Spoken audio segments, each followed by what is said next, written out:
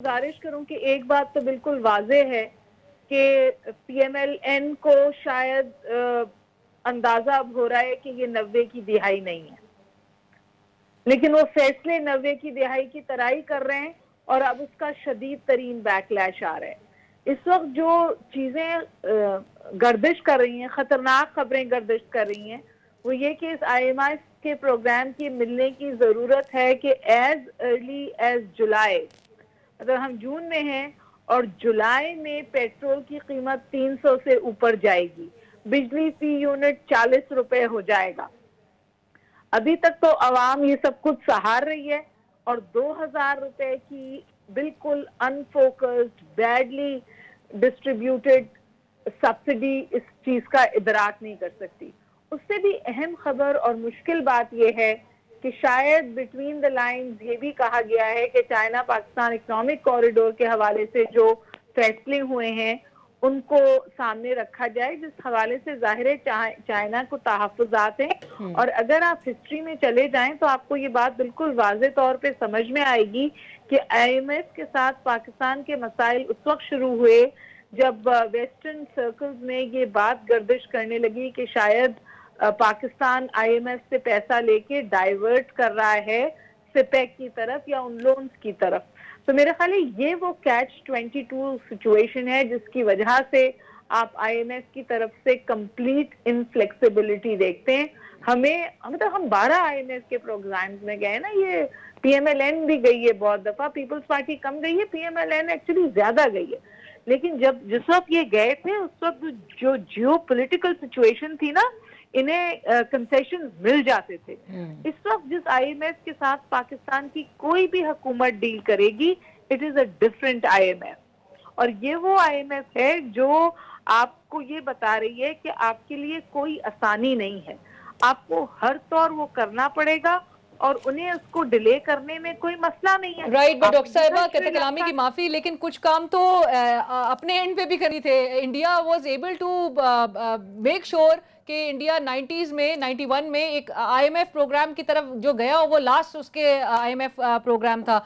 उसके बाद से पाकिस्तान जितनी 8 बार तकरीबन कोट किया जाता है। सो इस पर जरूर मैं बात करना चाहूंगी कि जो रिफॉर्म्स आपने खुद करने हैं अपने घर में अपनी मईशत के लिए, वो क्यों नहीं कर पाए? बेगम साहब, ब्रेक से पहले हम बात कर रहे थे कि IMF के इस लोन प्रोग्राम से नेचुरली मिफ्ता साहब भी कहते हैं कि इसके बगैर जो है वो हम बेयारो मददगार हो जाएंगे। सो लेकिन जो काम कुछ रिफॉर्म्स की हद तक जहां पर स्ट्रक्चरल बिगाड़ की बार बार उस पर फोकस किया जाता है कि इसके लिए आपको रिफॉर्म्स करने की जरूरत है। रिफॉर्म्स तो इस बजट में भी लोग ढूंढते ही रह गए, चाहे वो एनर्जी या फिस्कल साइड के रिफॉर्म्स हो। फिर भी कहा गया वजीर आजम शहबाज शरीफ साहब की जाने से बेस्ट बजट जो है वो पेश किया गया है, टारगेटेड सब्सिडीज की कोशिश की गई है। आप समझते हैं कि हमारा जो वो जो अंडर प्रिविलेज सेगमेंट है, जो हमारा गरीब मुतवस्सित तबका है, वो वाकई में उसको इंसुलेट कर पाएंगे इस किस्म के बजट से? बिल्कुल इंसुलेट नहीं कर पाएंगे। गरीब बेचारा तो भुगतता है, इस पर बहुत बुरी तरह भुगतता है। मेरी जिंदगी में ये पहला मौका है जब बार बार मैं ये सुनता हूँ कि फलां जगह पे फलां फैमिली जो है वो भूखी सो रही है। बच्चे बता रहे हैं कि कभी हमारे खाना होता है, कभी इस तरह का हंगर मैंने पाकिस्तान में कहीं नहीं देखा था। रूरल फैमिलीज में भी हंगर की रिपोर्ट्स हैं, जो फूड प्रोड्यूसर्स।